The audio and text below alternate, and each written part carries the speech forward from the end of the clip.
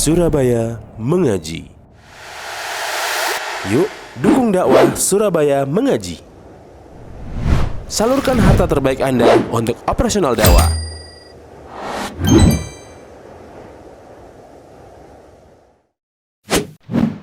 SM Store, amanah dalam muamalah.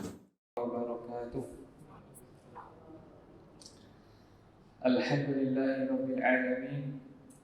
Wassalatu wassalamu ala Rasulillah wa ala alihi wa sahbihi ajma'in.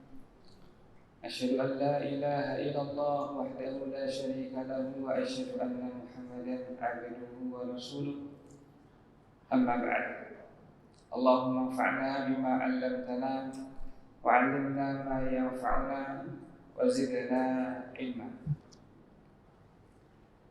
Hadirin hadirat rahimakumullah, kita melanjutkan materi penjelasan Hisnul Muslim, benteng seorang muslim, kitab yang membahas tentang doa dan zikir harian, karya Dr. Sa'id bin Ali Waqaf Qahtani rahimahullah. Semoga Allah merahmatinya dan mengampuninya.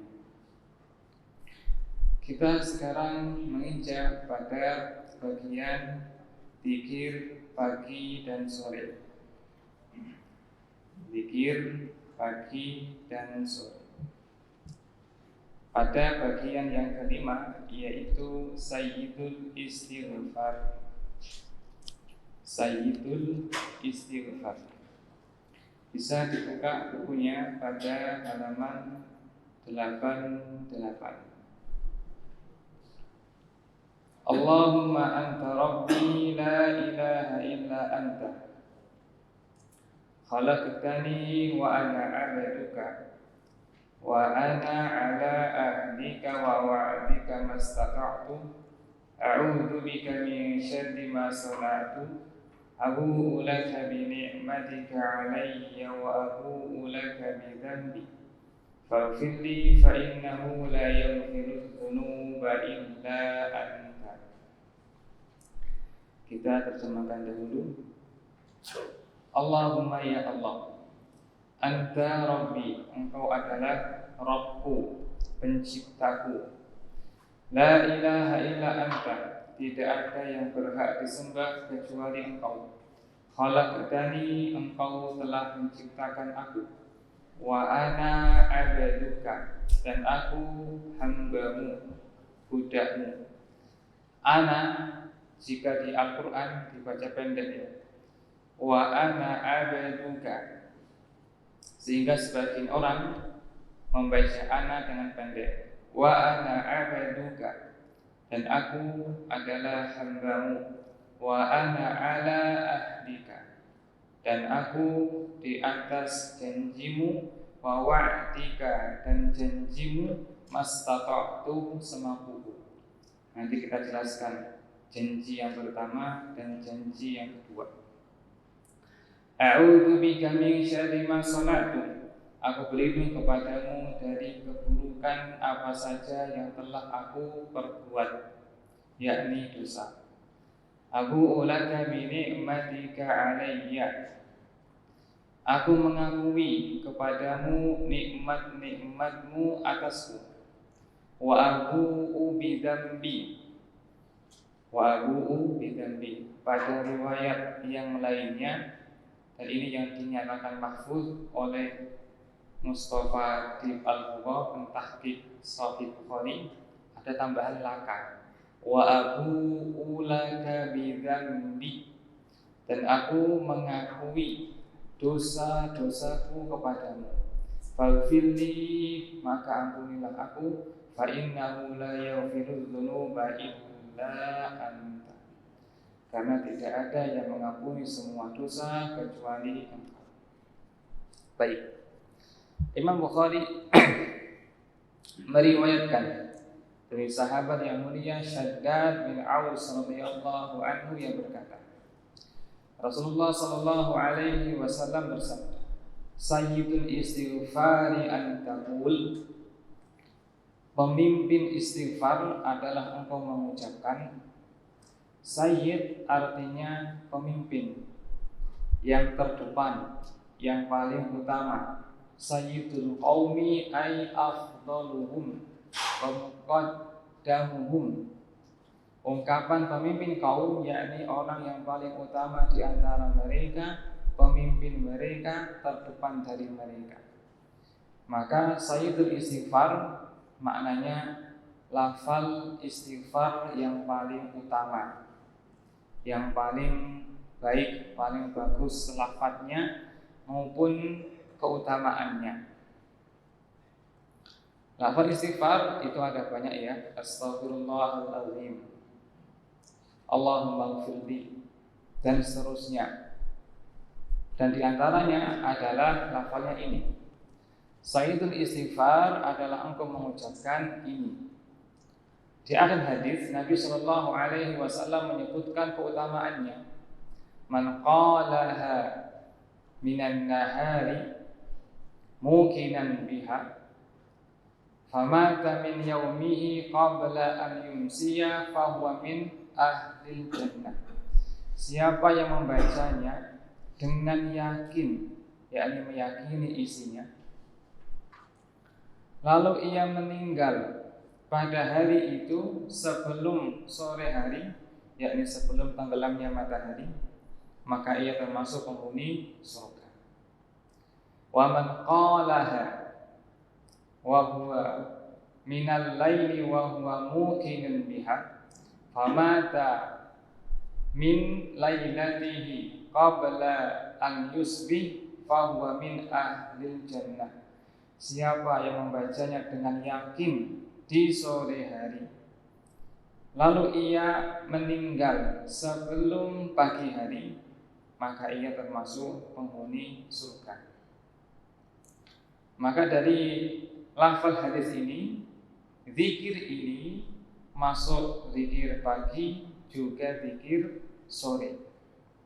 Zikir pagi maka dibaca dari terbitnya fajar yakni subuh sampai terbitnya matahari. Sampai terbitnya matahari ini yang afdal meskipun boleh dibaca di siang hari. Dan juga zikir ini dibaca di sore hari, yakni dari waktu asar sampai tenggelamnya matahari. Ini yang afdal meskipun boleh dibaca setelah itu ba'da maghrib, ba'da isya. Al-amru wasih, urusannya luas. Nah, zikir ini keutamaannya telah kita dengarkan bahwa termasuk sebab yang memasukkan hamba kepada surga, dibaca di pagi hari maupun sore hari. Tapi syaratnya dibaca dengan yakin, bukan sekedar dibaca. Jika syarat yang terpenuhi, maka masyrutnya yang disyaratkan pun akan diraih.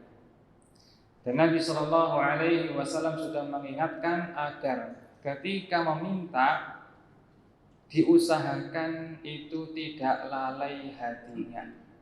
Ud'ullaha wa antum muqinuna bil ijabah. Berdoalah kalian kepada Allah dengan yakin akan dikabulkan. Wa'lamu annallaha la yastajibu du'aan min qalbin ghafil. Tapi ketahuilah Allah tidak menerima doa, tidak menjawab doa dari hati yang lalai. Di antara sebab hati yang lalai adalah tidak bisa merenungkan maknanya karena tidak mengerti apa yang ia baca. Maka di antara sebab terkabulnya doa adalah dia memahami isinya. Man qalaha minan nahari muqinan biha. Siapa yang membacanya di pagi hari dengan yakin, maka balasannya surga. Syaratnya adalah yakin. Nah, baik. Zikir ini disebut sayyidul istighfar karena berisi istighfar, permohonan ampunan, yaitu pada lafal faghfirli fa innahu la yaghfirudz dzunuba illa anta. Bisa dilihat itu di potongan terakhir. Itu intinya. Ampunilah aku karena tidak ada yang mengampuni semua dosa kecuali Engkau. Nah, sebelum meminta permintaan ini, kita memulai dengan pendahuluan, yakni wasilah dengan perantara, yang ini merupakan adab berdoa, mengawali doa dengan pujian kepada Allah, mengakui keesaan Allah pada perbuatannya, pada uluhiyahnya, mengakui dosa-dosa kita, mengakui kelemahan kita, ya, mengharapkan sekali rahmatnya dan seterusnya. Ini diantara adab dalam berdoa. Maka dalam zikir ini diawali 8 perkara sebagai wasilah. Pertama, menyebut nama Allah, Allahumma. Yang kedua, pengakuan rububiyah, anta rabbi. Yang ketiga, uluhiyah, mengesahkan Allah pada ibadah, la ilaha illa anta. Yang keempat, penegasan dari rububiyah dan uluhiyah, yaitu khalaqtani wa ana 'abdu. Yang kelima, perjanjian antara kita dengan Allah, wa ana 'ala ahdika wa wa'dika mastata'tu. Yang keenam, berlindung dari keburukan dosa, a'udzubika min syarri ma sana'tu. Yang ketujuh, pengakuan nikmat, abu'u laka bi ni'matika 'alayya. Yang kedelapan, pengakuan atas semua dosa-dosa kita, wa abu'u laka bi dzambi. Dengan 8 poin ini, maka kita meminta kepada Allah ampunan. Faghfirli fa innahu la yaghfirudz dzunuba illa anta. Maka ampuni aku ya Allah, tidak ada yang mengampuni semua dosa kecuali hanya Engkau. Maka dikatakan ini sayyidul istighfar karena lafadznya panjang dan muqaddimahnya panjang, mendalam, mencakup semua adab dalam berdoa. Nah, istighfar, memohon ampun.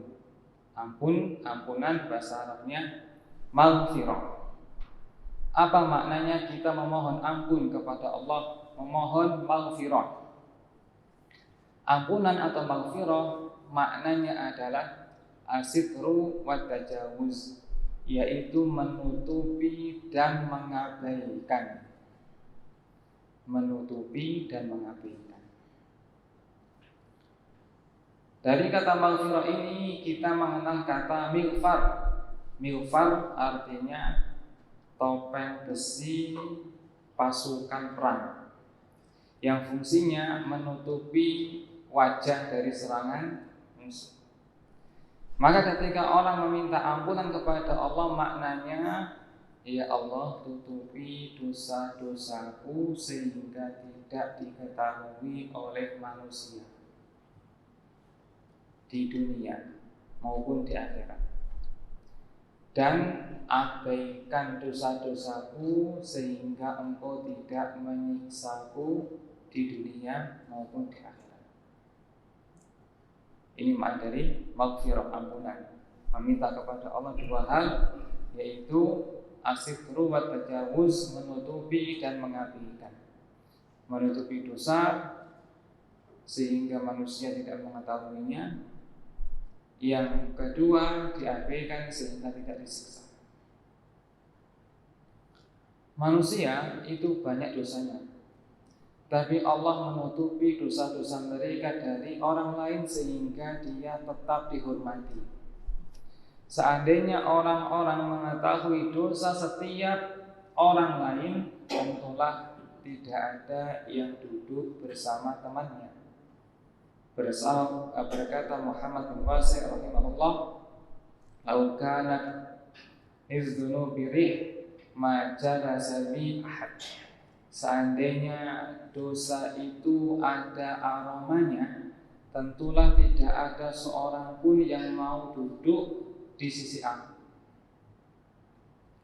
Nah, di antara nama Allah adalah As-Sittir, zat yang banyak menutupi dosa-dosa.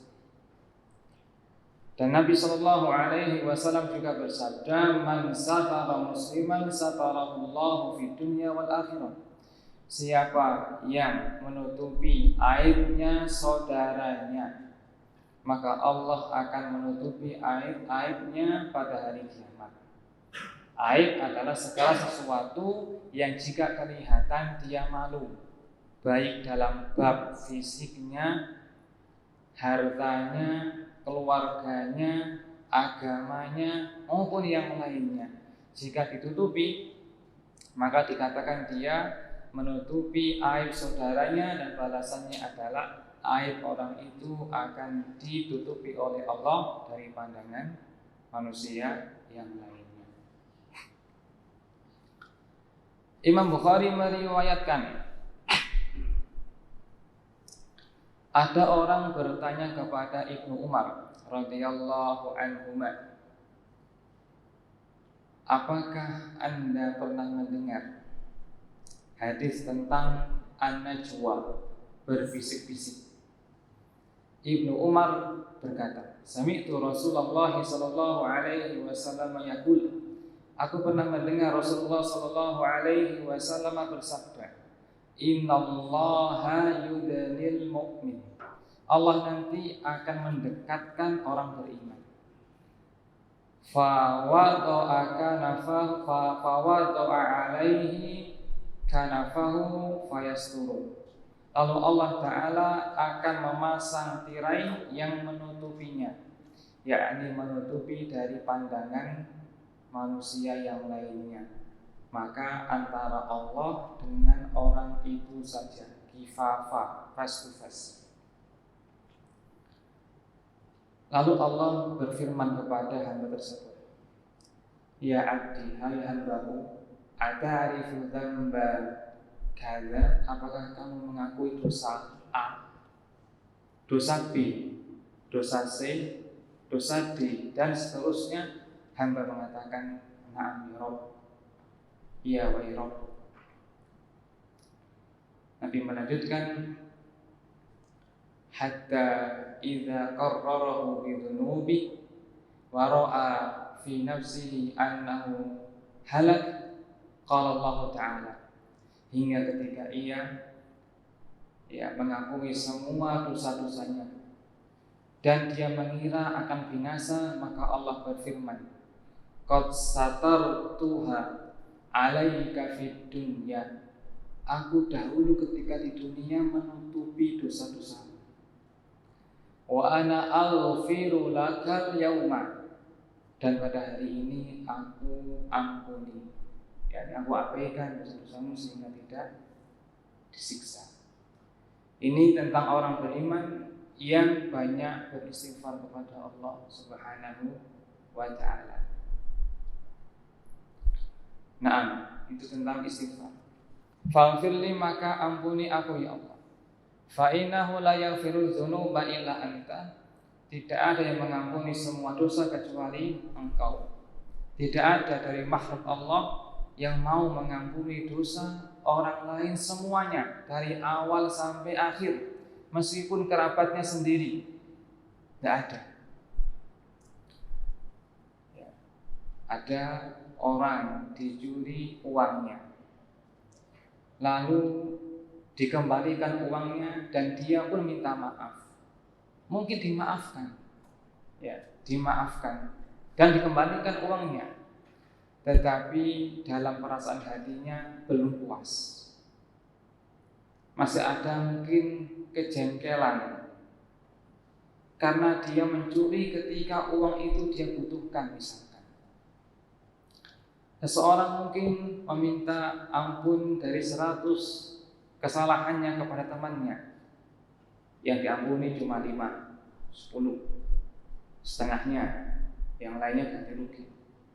Tetapi Allah Ta'ala mengampuni semua dosa dari awal sampai akhir. Qul ya ibadiyalladzina asrafu ala anfusihim la taqnatu min rahmatillah innallaha yaghfirudz dzunuba jami'a innahu huwal ghafurur rahim.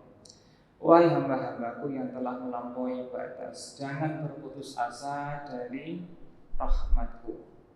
Sesungguhnya Allah mengampuni semua dosa-dosa, sungguh Dia sangat Maha Pengampun dan sangat penyayang. Innahu la yaghfirudz dzunuba illa Allah. Ini permintaan kita dalam doa ini. Sekarang kita baca 8 hal dari wasilah hamba untuk meraih ampunan ini. Yang pertama, Allahumma, yakni menyeru Allah Ta'ala, memanggil nama Allah, termasuk sebab doa diampuni. Banyak dalil yang menyebutkannya, misalkan dalil tentang orang yang safar, dia memanggil-manggil nama Allah, ya Rabb, ya Rabb. Maka di antara sebab terkabulkannya doa adalah memanggil nama Allah, dan di antara nama Allah yang paling agung adalah Allah, yang artinya disembah. Karena hanya Allah yang berhak disembah, dan itu arti dari Allah. Allah artinya yang disembah, ay ma'bud. Berkata Hasan Al-Basri rahimahullah ta'ala, siapa yang mengawali doanya dengan ya Allah, Allahumma, pasti Allah kabulkan.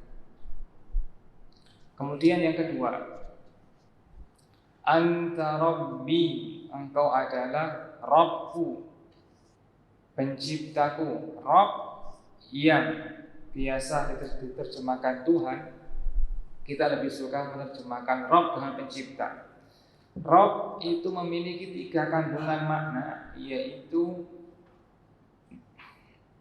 mencipta, memiliki, mengatur.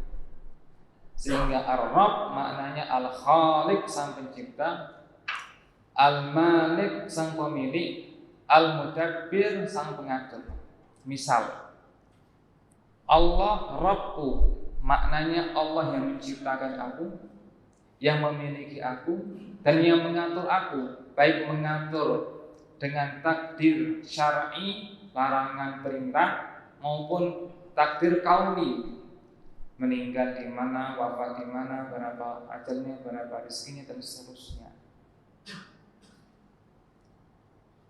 Dan inilah yang disebut dengan tauhid rububiyah, yakni mengesahkan Allah dalam perbuatan Allah. Artinya mencipta, memiliki, mengatur, memberi rizki, itu hanya dilakukan oleh Allah semata, bukan makhluk yang lainnya. Maka jika ada makhluk yang menandingi Allah dalam rububiyahnya, maka ancamannya berat. Contoh orang yang menggambar makhluk bernyawa, termasuk orang yang berat siksaannya karena seolah-olah menandingi hak Allah dalam masalah ini, hak prerogatif mencipta. Inna min asyaddin nasi adzaban yaumal qiyamati al-musawwirun. Di antara orang yang paling berat siksanya pada hari kiamat adalah al-musawwirun, yaitu orang-orang yang menggambar, memahat makhluk bernyawa. Adapun foto, pendapat yang kuat diperbolehkan karena ia bukan mencipta yang baru, tapi mengabadikan ciptaan Allah sebagaimana diperbolehkannya kita bercermin. Allahu a'lam. Yang ketiga, la ilaha illa anta, tentang uluhiyah Allah, mengesahkan Allah dalam ibadah.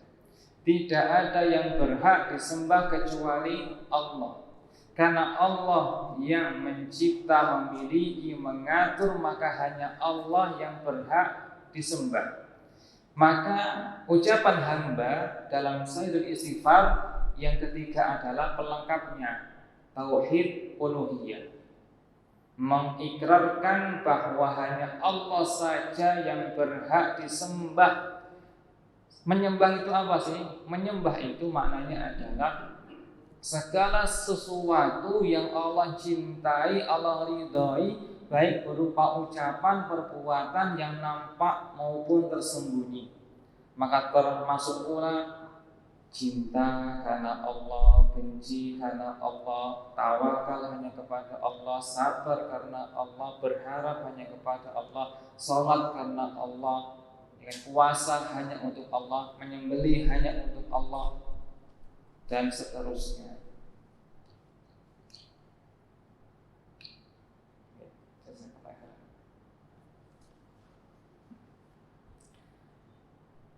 Nah, kemudian poin yang keempat, khalaqtani wa ana abduk.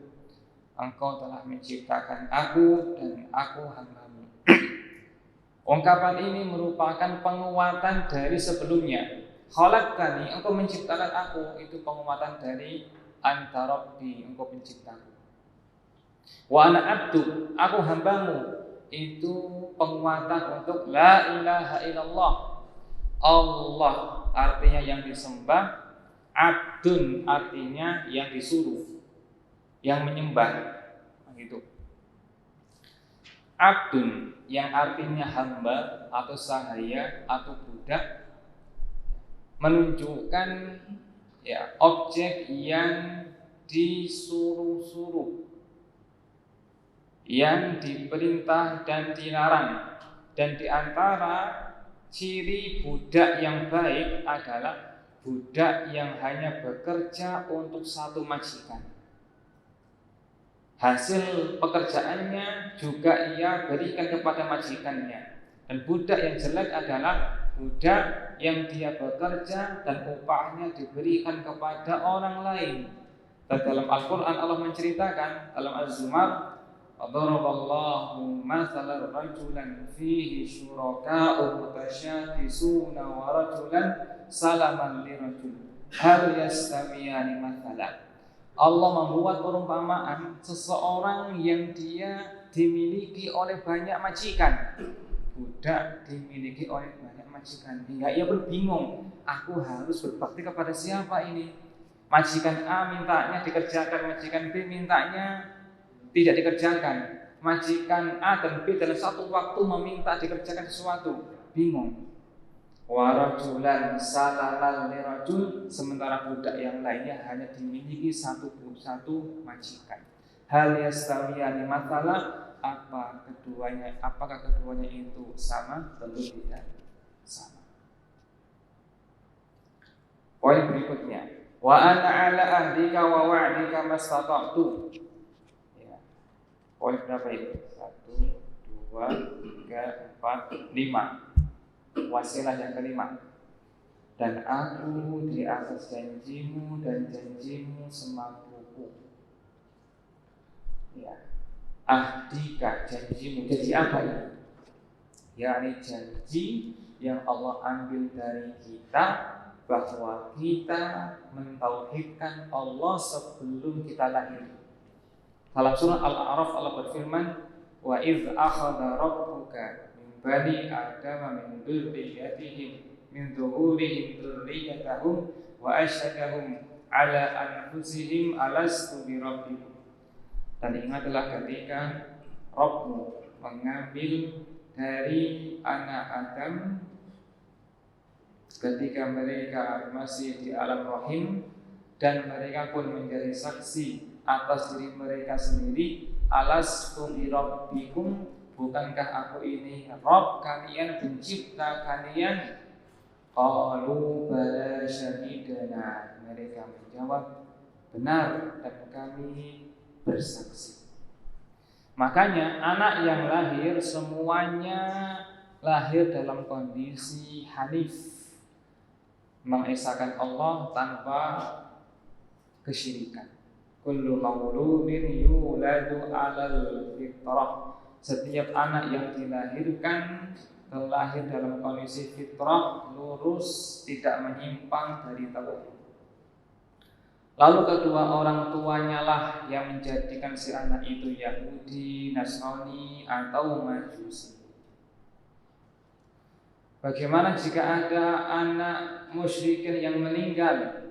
Nabi sallallahu alaihi wasallam, auladul musyrikina fil jannah anak-anak orang musyrikin, yakni yang meninggal sebelum balik, di surga. Dalam hadis yang lainnya, menjadi pelayan penghuni surga. Meskipun ada hadis yang lainnya yang menjelaskan tidak boleh memastikan, maka Nabi SAW menambahkan, Allahu a'lamu bima kanu amilin. Allah lebih tahu apa yang akan mereka kerjakan jika mereka masih hidup sampai dewasa. Tapi secara dasar bahwa Nabi menginformasikan bahwa anak-anak musyrikin yang meninggal sebelum balik mereka di surga. Allahu a'lam. Bahwa di sini kita mengikramkan wa ana al-ahdika, aku senantiasa di atas janji denganmu ya Allah, yakni janji bersaksi bahwa engkau adalah Rabbku sebelum engkau melahirkan aku saat aku di alam rahim. Wa wa'dika, dan juga janjimu, janji apa? Yakni janji bahwa Allah akan memasukkan ke surga jika mati di atas tauhid tadi, janji tadi. Man mata la yusyriku billahi syai'an dakhala jannah, siapa yang meninggal tanpa menyekutukan Allah pasti masuk surga. Itu janjinya Allah.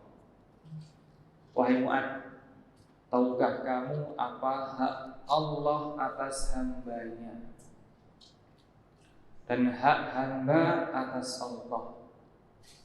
Fa inna haqqallahi 'alal ibadi an ya'buduhu wa la yusyriku bihi syai'an.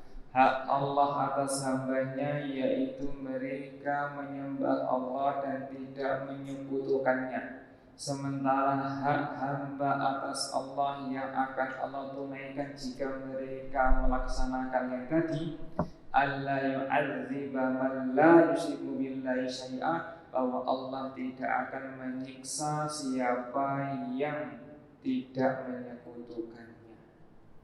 Itu janji Allah. Yang kedua, tambahan mastata'tu, semampu aku. Maknanya kita dalam melaksanakan perintah Allah itu tidak bisa sempurna. Kita dalam melaksanakan perintah Allah tidak bisa maksimal. Entah kurang ikhlasnya, kurang mencontoh Nabi, mungkin juga ujub setelah beribadah, atau melanggar larangannya dan seterusnya. Maka ditambahkan di sini mastata'tu, semampuku ya Allah. Semampuku ya Allah. Nabi bersabda, ma amartukum bi faf'alu mastata'tu. Jika aku memerintahkan kepada kalian, kerjakan semampu kalian. Ini poin yang kelima. Ikrar dari kita bahwa kita senantiasa di atas perjanjian Allah yang pertama dan juga yang kedua, dan dikerjakan dengan cara bersungguh-sungguh tapi semampu diri kita. La yukallifullahu nafsan illa wus'aha, karena Allah tidak membebani kita di luar kemampuan kita. Kemudian wasilah berikutnya, a'udzubika min syarri ma sana'tu, aku berlindung kepadamu ya Allah dari keburukan apa saja yang aku kerjakan. Maknanya keburukan dosa, efek samping dari dosa. Apa efek samping dari dosa? Di dunia bisa berupa sakit, lambatnya rezeki, gangguan dari orang lain, rasa takut, rasa sedih. Ini semua sebabnya karena dosa. Termasuk pula lupa bawa cas HP, lupa naruh kunci kendaraan, kesandung gerbang, Ini semua sebabnya karena apa? Karena dosa. Karena dosa. Ma asaba min musibatin fa bima kasabat aydikum, musibah apapun yang menimpamu sebabnya karena dosa-dosamu sendiri. Wa ya'fu an katsir, tapi Allah banyak mengampuni dosa-dosa. Adapun di akhirat efek sampingnya adalah azab yang berlipat. Maka hamba ini meminta kepada Allah agar dosa-dosanya dijauhkan dari dirinya berupa efek samping dari dosa tersebut, yaitu syarri ma sana'tu, dari keburukan apa saja dari dosa yang telah aku kerjakan. Yang ketujuh, Abu ulaka binikmatika alayya, aku mengakui semua nikmatmu atasku ya Allah. Ini ikrar yang ketujuh dari kita ketika baca ini. Dalam diri kita tanamkan bahwa semua kebaikan yang ada pada kita, semuanya itu berasal dari Allah Ta'ala, bukan karena kita pintar cari duit, bukan karena kita pintar dalam mengelola keuangan, bukan karena kita membuka lapak lebih awal, bukan karena kita jaringannya luas, bukan karena kita anak konglomerat, bukan karena kita hebat kuat, bukan. Tapi semua prestasi duniawi kita maupun prestasi agama kita, semuanya itu berasal dari Allah, pertolongan Allah dan karunia dari Allah Ta'ala. Wa ma bikum min ni'matin fa minallah, apa saja dari nikmat yang ada padamu semuanya berasal dari Allah. Maka di antara teladan yang baik dalam bab ini adalah Nabi Sulaiman alaihi salam, yang Allah Ta'ala kasih berbagai macam kenikmatan duniawi dan ukhrawi kenabian. Tapi beliau mengatakan, hadza min fadli Rabbi, semua ini karena karunia dari Rabbku, bukan karena aku nabi, bukan karena aku hebat, dan seterusnya.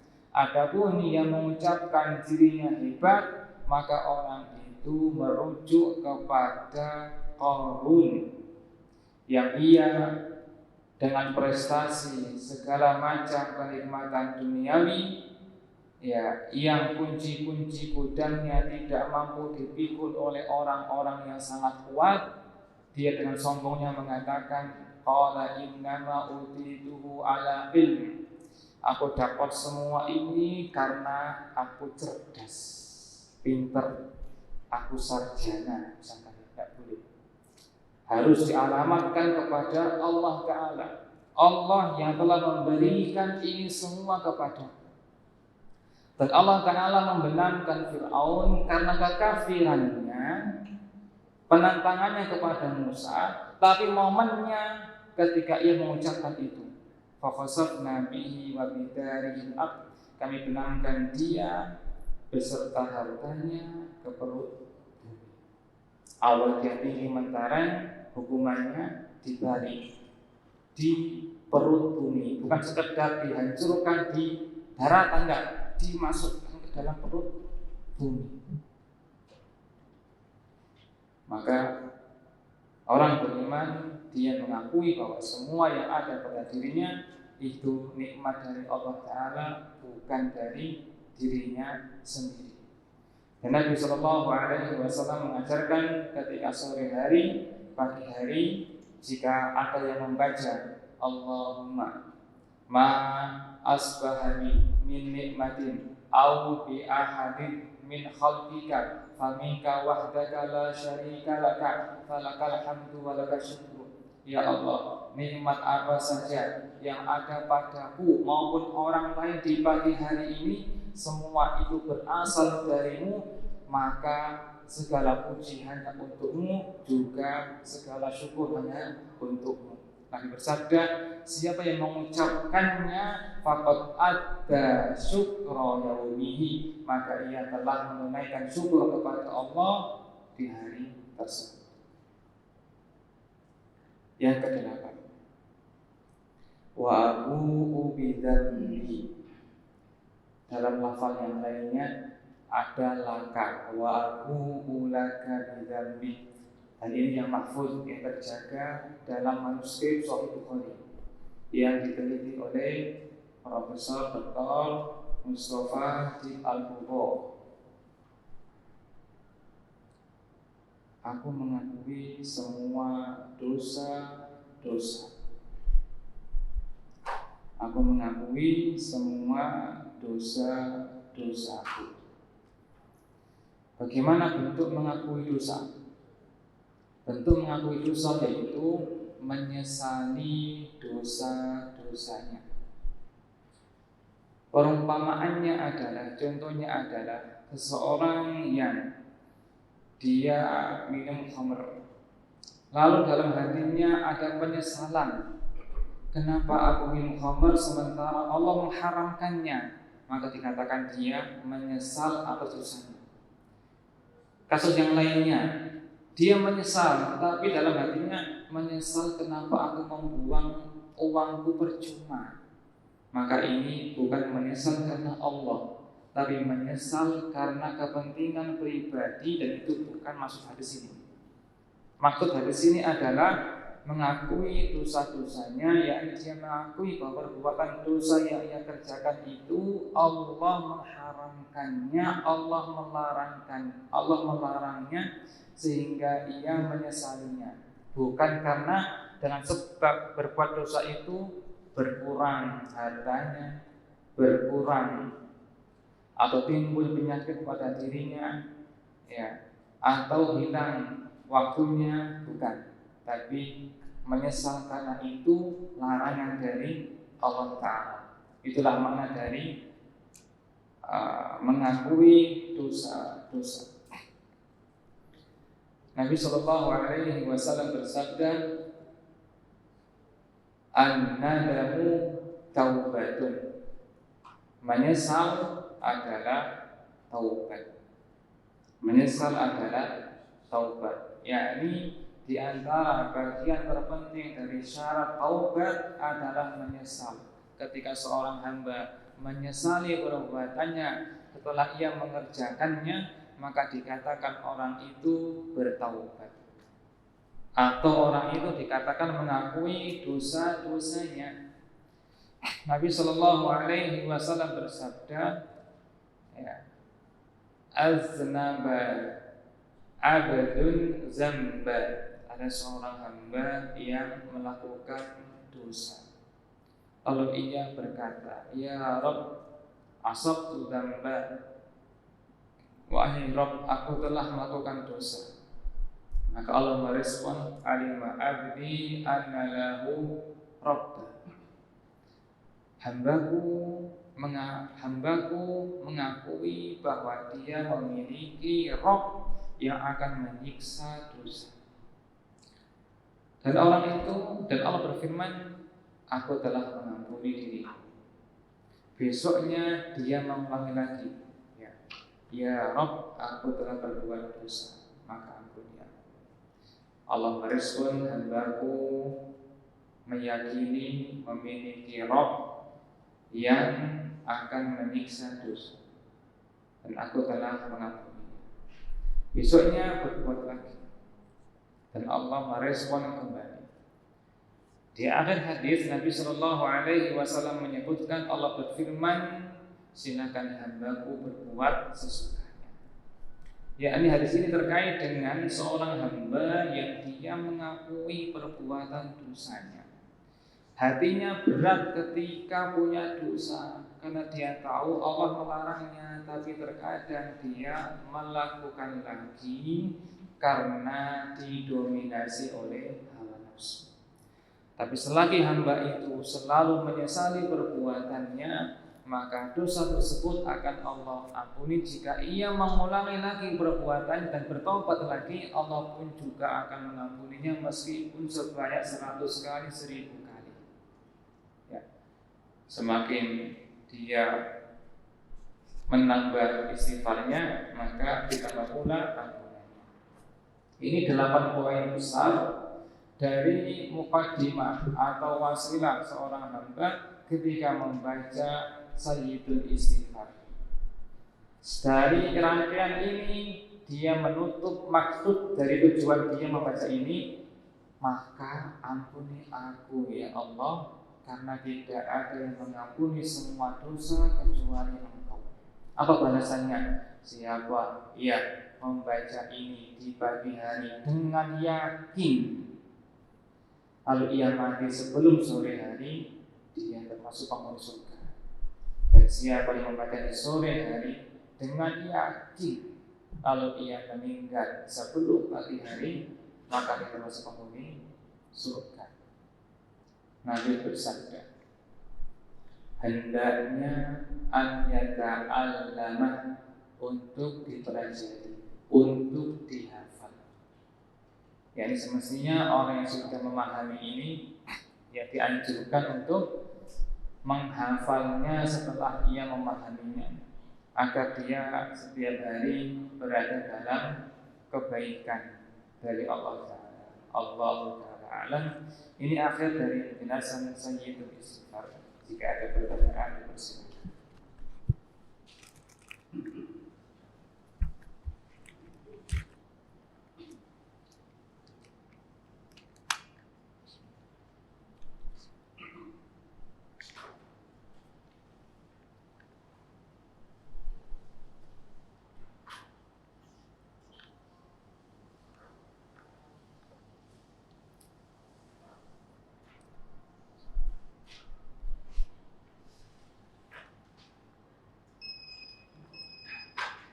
Baik, kita mendengarkan Abdul Jazna.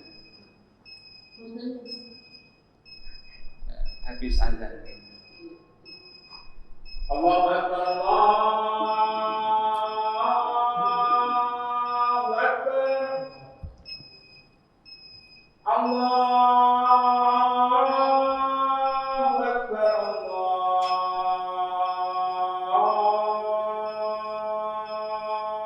Allahu Akbar. Asyhadu an la ilaha illallah.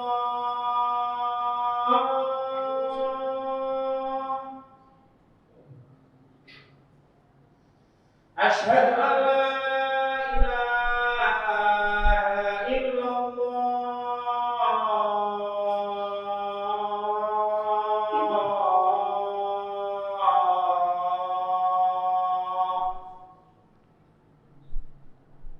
Asyhadu anna Muhammadar Rasulullah.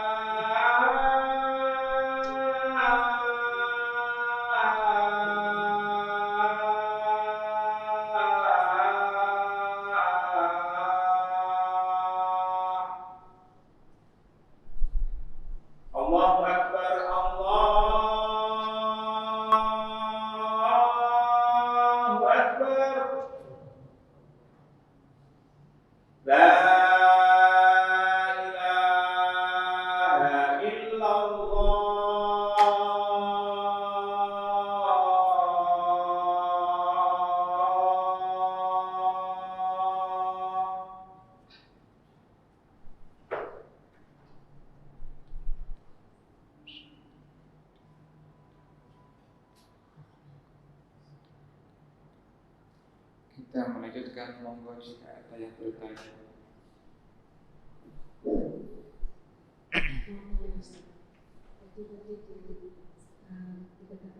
Ustaz bahwa menyesali membelanjakan uang dengan boros, berarti menyesali uangnya berkurang, itu bukan termasuk menyesali dosa. Apakah menyesali membelanjakan uang dengan boros itu tidak termasuk melanggar perintah Allah?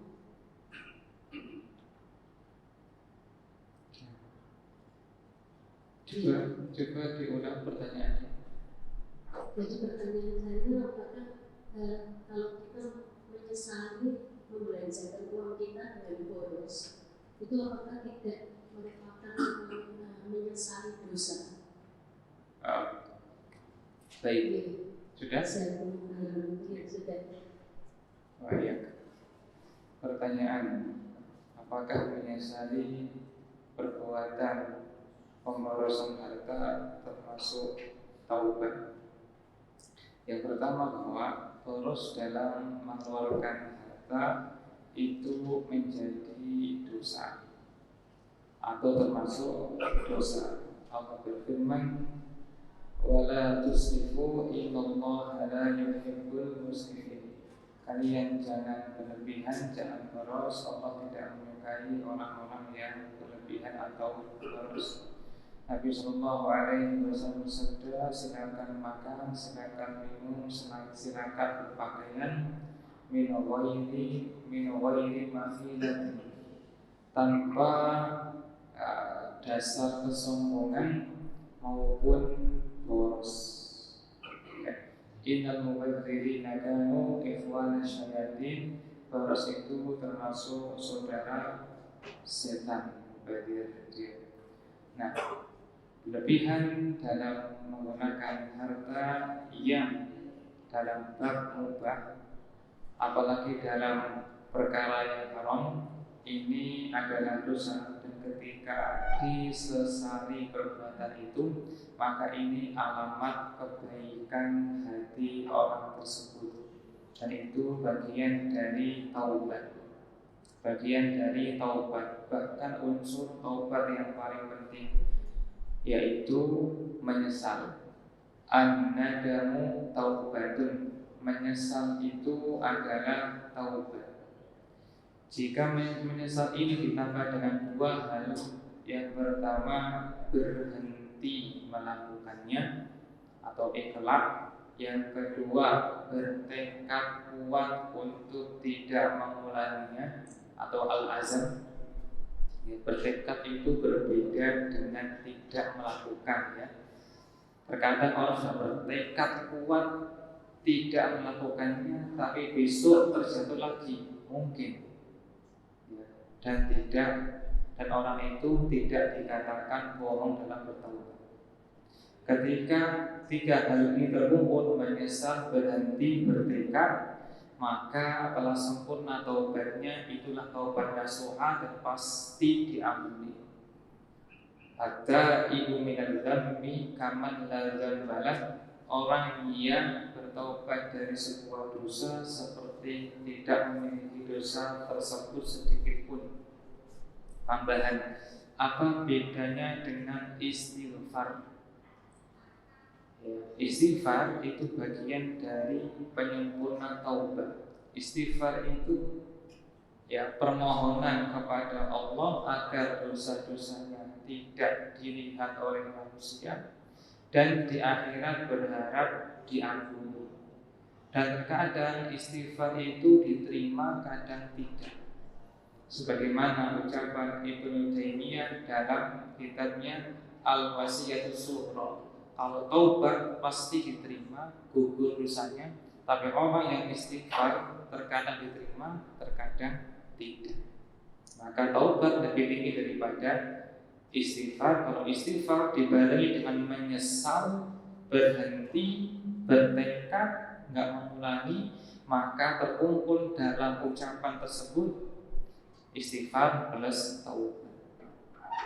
Intinya perbuatan tersebut berupa menyesal, merupakan perbuatan yang baik dan termasuk taubat, yang mudah-mudahan apa yang lalu Allah ampuni dan diganti dengan yang lebih baik. Allah Ta'ala a'lam.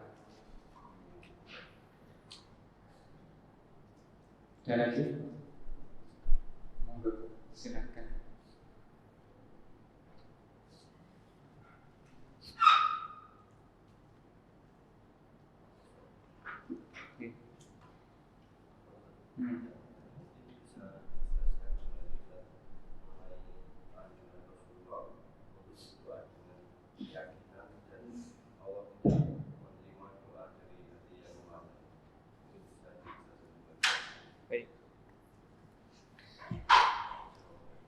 Baik, Nabi Sallallahu Alaihi Wasallam bersabda yang artinya berdoalah kepada Allah dengan yakin, yakni yakin dikabulkan. Wa'lamu anna Allah la yastajibu du'aan min qalbin ghafil. Dan ketahuilah Allah tidak menjawab, tidak mengabulkan doa dari hati yang lalai. Hati yang lalai itu apa maksudnya? Banyak cakupannya. Di antaranya tidak serius ketika berdoa, tidak yakin dalam berdoa, berdoa dengan bersyarat jika engkau mau ya Allah ampuni aku, atau tidak mengerti apa yang ia baca. Tapi apakah bermanfaat bagi hamba? Bermanfaat, berpahala. Sebagaimana berzikir dengan hati yang lalai berpahala, tetapi pahalanya tidak sebesar orang yang khusyuk ketika membacanya. Begitu pula ketika orang berdoa meminta kepada Allah, jika ia mengerti apa yang ia baca, maka itu kemungkinan besar Allah kabulkan. Dan ketika hatinya lalai, tidak mengerti apa yang ia baca, dikhawatirkan dia belum mendapatkan jawaban atas doanya, tetapi kita mengatakan doanya tetap berpahala. Allah Ta'ala.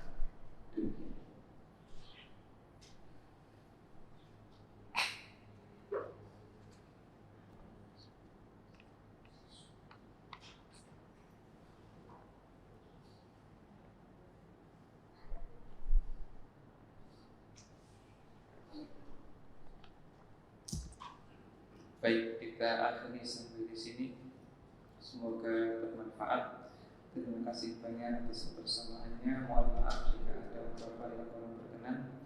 Wassallallahu ala nabiyyina Muhammadin wa ala alihi wa sahbihi wa sallam. Subhanakallahumma wa bihamdika asyhadu an la ilaha illa anta astaghfiruka wa atubu ilaik. Wassalamu alaikum warahmatullahi wabarakatuh.